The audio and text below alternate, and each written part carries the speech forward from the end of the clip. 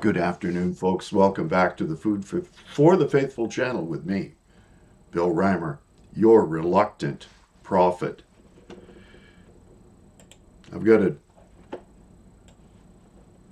quite a difficult message today. But we'll begin by asking the question, or making the statement, why infinite tolerance is hateful. There is a grave misunderstanding that is common to both the woke left and woke right. If you should draw conclusions that contradict the accepted in-group narrative, you will be labeled not merely as difficult, but also as hateful. This despite the fact your warning came from exercising an abundance of caution after carefully examining the issues confronting us to determine the best course of action. 2 Timothy chapter 2, verse 15 from the King James Bible instruct us to study to show thyself approved unto God, a workman that needeth not be ashamed, rightly dividing the word of truth. God does not want his people to stumble in darkness, but rather to walk in his light.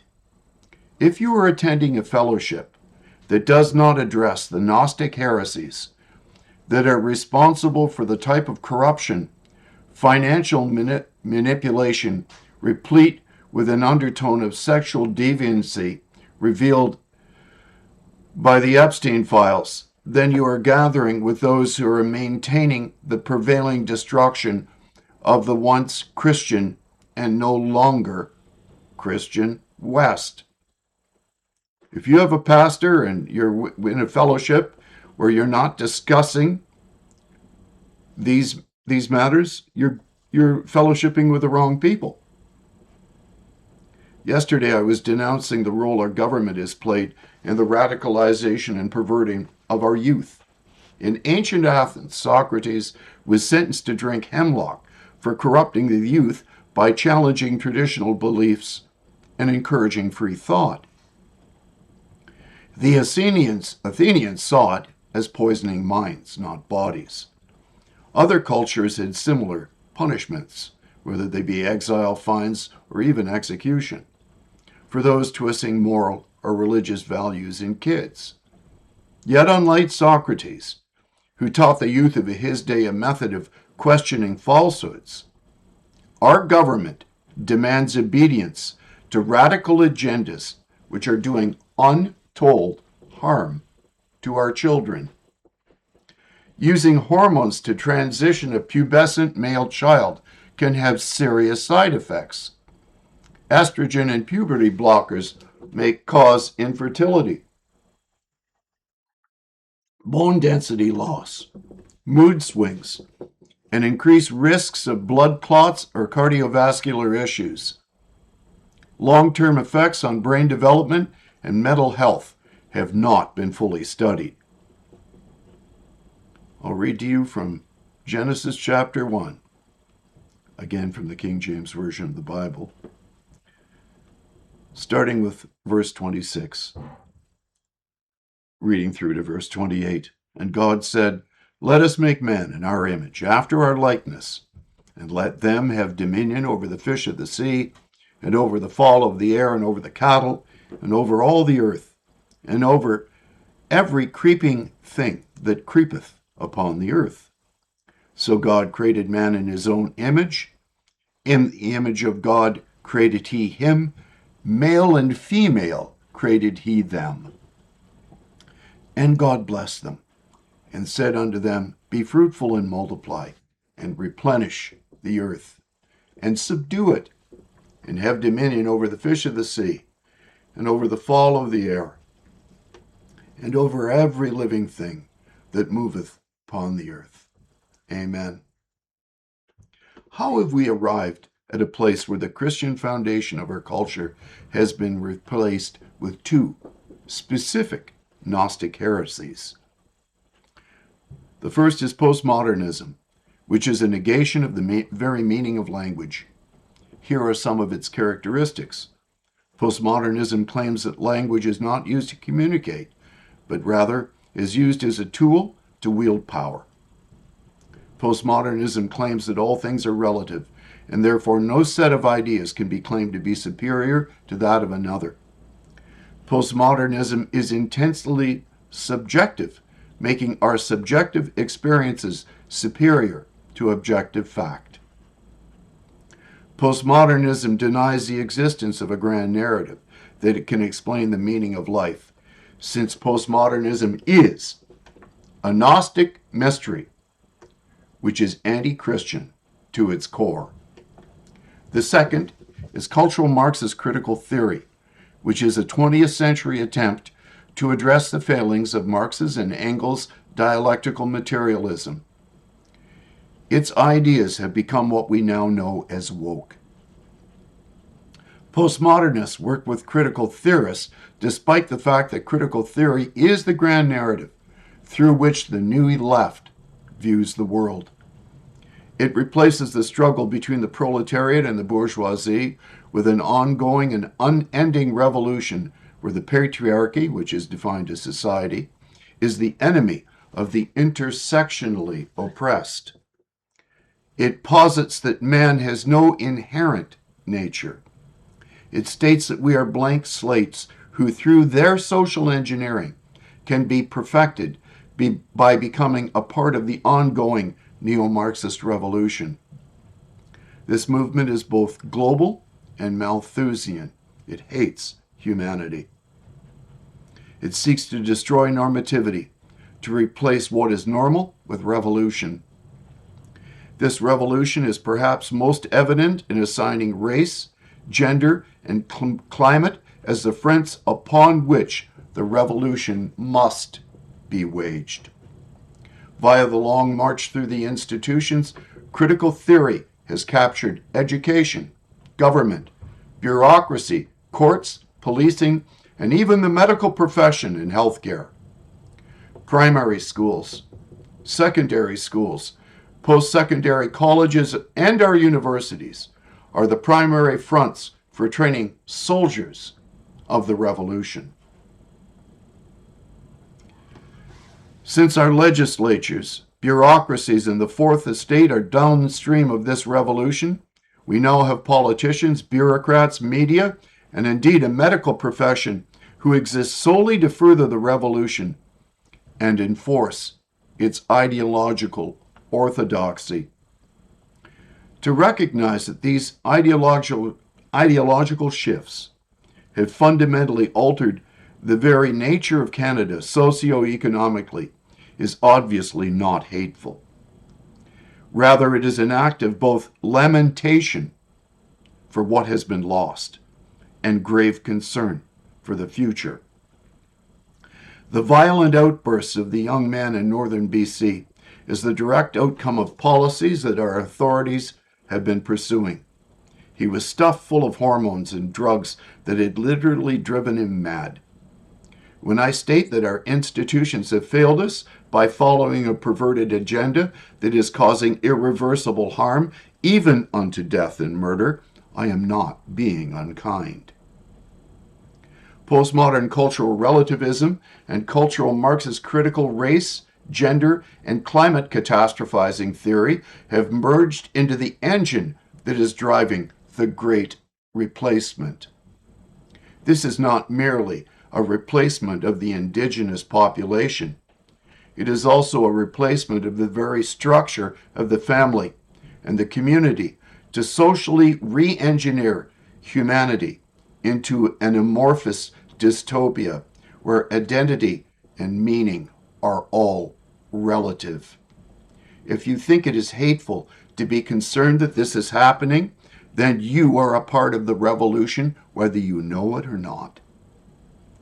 It is this same species of intersectional tolerance that has led to the martyrdom of Charlie Kirk. These young people have been psychologically and medically destroyed by the very authorities who ought to have been protecting them.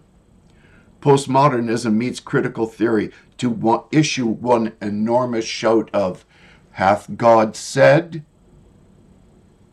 Every aspect of this demonic march to madness is one massive attempt to remake mankind over into what Nietzsche referred to as the Übermensch, the Superman who has created his own set of values that deny the nature of God's creation. So why is it that the elite class, the people who always end up in leadership roles, are money manipulators, insider traders, and market shorting sexual deviants? That's what the Epstein Files have demonstrated. Why is it that this is what the Epstein Files are demonstrating beyond any doubt? These people don't actually create any wealth. No, they hate free markets. All they do is manipulate the markets to bilk them. They are a group of giant Ponzi perverts. On this channel, I hear your frustrations, and I know you can hear mine in my voice. The Epstein Files just peeled back another layer of what a lot of folks have suspected for years. Power doesn't always go to the builders. It goes to the connectors. The ones who know how to game the system, not fix it. Although it's not that every elite is a crook, some do create real value, but the ones who rise fastest, they are often the masters of the dark arts. Leverage, secrecy, favors, insider trading, shorting markets, backroom deals. It's less about building wealth than about stealing velocity from everyone else. And yes, the sex stuff. That's not coincidence. It's about control. Blackmail's the ultimate currency when money alone isn't enough.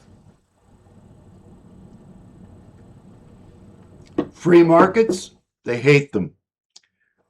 Because real competition means they lose their edge and control. They need rigid rules. Central banks printing cash. Regulators that they own. Media they can spin. It's not a conspiracy so much as a self-reinforcing club. Get in, stay in, and keep the outsiders out. So the Ponzi pervert label I have used fits. It's all an illusion on top of exploitation. But since they control the courts and the media and virtually everything, nothing, absolutely nothing will happen as a result. They will continue to be in power and further corrupt us until nothing is left. The kicker: people still buy the illusion because it feels safer than chaos until it doesn't. Well, what do you think will happen when the mask finally slips off for good? Since they control the courts and the media and everything, nothing, categorically nothing, will happen, in my opinion. They will continue to be in power and further corrupt us until nothing is left. Yes, this is the trap that we're in. They own the referee, the scoreboard, and the whole damn stadium. Moreover, if I am right, the courts won't bite the ideological hand that feeds them postmodern relativism. The courts now view the only real crime as challenging the godless and perverted narrative of the elite, who have taken control of our parliaments, legislative assemblies, and congresses. And the media certainly won't bite the hand that owns them. So the game keeps rolling on relentlessly, uglier every year. But here's the thing. Control isn't infinite. It is fragile. Even Ponzi schemes need fresh suckers. Eventually the math will catch up. When the money printer jams, when the blackmail tapes leak, when enough people stop pretending, that is when cracks show. Not because justice suddenly wakes up, but because the system starves itself. They keep corrupting and draining the well of innovation and economic vitality until the well of talent and investors runs dry. But dry wells don't hold water or power. People will become desperate and then angry. And anger is the only thing the elite can't buy off. But still, if I am not wrong, it might take decades. And by then, yes, too much of the foundations of a functional society will already be gone. So let me ask, do you think there's any way to starve them first? What is it that will actually hurt them? Is it boycotts? Is it crypto? Or is it just in walking away? This is the same class of wealthy deviants who have turned sexualizing children into an industry, which is why cultural Marxist gender theory is key to understanding them. They are hell-bent on perverting God's most innocent creation, namely our children. Luke chapter 17, verse 2, King James Bible. It were better for him than a millstone were hanged about his neck and he cast into the sea, than he should offend one of these little ones. The gender industrial complex makes billions annually, and I'm reading from this article. I provide the link. So I begin by reading this article. I used to think that the great push to prescribe children puberty blockers and hormones and subject teenagers to surgeries and the explosion in adult medical transition procedures was primarily about promoting a radical ideology. Gender ideologues want to replace Judeo-Christian moral values and the belief in objective truth with a culture based in radical individualism, irrationality, and a purported right to personal recreationism, a term I believe was coined by Leon Kass. That is, to be physically remade to comport with how we feel about ourselves. But, as a new report produced recently by the American Principles Project reveals, it is also about making a lot of money. How much? As is explained in the Gender Industrial Complex, again the link provided, it's difficult to put a precise price tag on the process of sex trait modification, given the sheer variety of procedures offered, the wide range in costs, and the additional unknowns of required follow-up, potential complications, etc. The project commissioned a market analysis by Grand View Research, a business consulting firm, to shed some light on that question.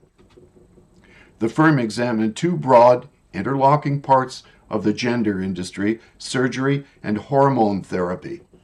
The former includes everything from mastectomies and scrotoplasty to voice feminization, where the vocal cords are altered to achieve a higher pitch and thus a more feminine voice.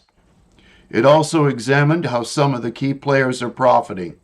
According to its analysis, the sex reassignment surgery market was $4.12 billion in 2022 that is expected to grow at a compound annual growth rate of 8.4% from 2023 to 2030. There is gold to be mined transitioning people with gender dysphoria.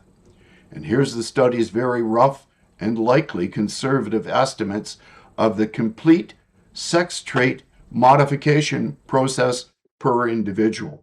For the male transitioner, total cost of fully transitioning is between $87,300 to $410,600 USD. Assuming 5 years of puberty blockers, 60 years of hormone use from 16 to 76, the average age of life expectancy. $1,000 total for hair removal treatment and $200 total for vocal training.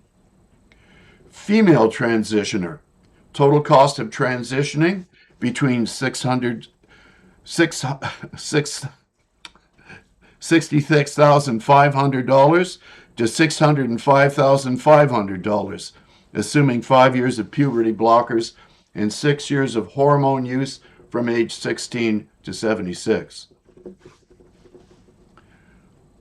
All of these interventions make for a multi-billion-dollar industry. The kind of money is a powerful incentive in one direction, and with procedures on children increasingly pushing the market, the potential growth of the gender industrial concept is beyond expectation. Let's assume that the Williams Institute on Sexual Gender and Gender Identity Law and Public Policy is correct, that there are roughly 300,000 people between the ages of 13 and 17 who identify as transgender, based on data from the Philadelphia Center for Transgender Surgery. The cost of fully transitioning ranges from $124,000 to $140,450 USD. Taking the smaller number and multiplying it by 300,000, still it yields a market in excess of $37 billion USD. Yet even that number would seem conservative to some transgender activists. In an interview with Forbes, Robbie Catherine Anthony, who prefers to go by RKA, the CEO of transition tech company Euphoria, said the sex reassignment market could be as big as $200 billion USD. So that's the end of that article. I've got to have another drink of this water. So we need not to be surprised that the Epstein Files reveal an elite class of kleptocrats, investment fraudsters, market manipulators, and pedophiles who have created an industry of permanently mutilating our children to fulfill their perverse dreams, which are so deviant and unnatural that one feels like bathing after discussing the extent of their crimes. Moreover, they found enough of new Dr. Mengeles to do it. Josef Mengele, the Nazi doctor of Auschwitz, conducted horrific sexual and reproductive experiments on children, including twins, as part of his so-called research on genetics, heredity, and racial purity. Specifics from survivor accounts and post-war trials, example Nuremberg and Frankfurt Auschwitz trials. Oh God. He targeted Romanian Jewish children, especially twins, injecting them with hormones, chemicals, as sterilizing agents to alter sexual development, sometimes forcing puberty, delaying it, or destroying reproductive organs. Procedures included castration, forced sterilization via X-ray surgery or injections, and cross-gender hormone experiments. Example, giving boys estrogen or girls testosterone to study sex reversal. Some victims were dissected alive or killed afterward for organ comparison, often under the guise of studying how race or gender traits could be manipulated. This wickedness was obviously not merely medical care. It was torture masked as science.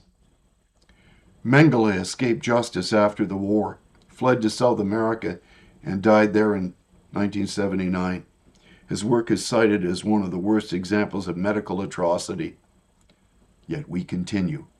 His demonic practices in the name of gender-affirming care. Here's my prayer.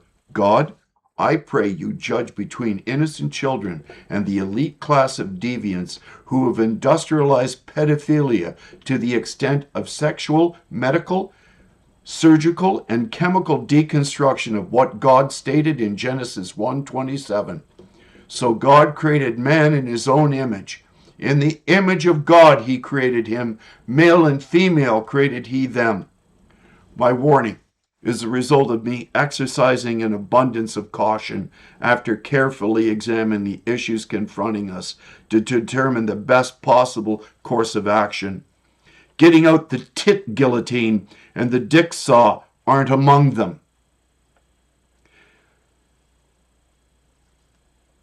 Handing innocent babies over to pedophiles who have created an industry based on Mengele's experiments offer proof how close Postmodern cultural relativism and cultural Marxist critical race, gender, and climate catastrophizing theory are to Nazism. Isn't it interesting that that is what they accuse conservative Christians of being, when it is they who continue Mengele's legacy? This mass hysteria created by those who are leading us to eternal damnation can only be stopped by a massive revival of the Christian faith, for only God himself can stop the depths of this all-prevailing, pervasive evil. If this doesn't convict your heart, then you need to search God for some answers. Only a revival can stop this. These are things to think and pray about on this February the 15th, 2026. God bless you. Have a wonderful Sunday afternoon, if you can, after listening to this.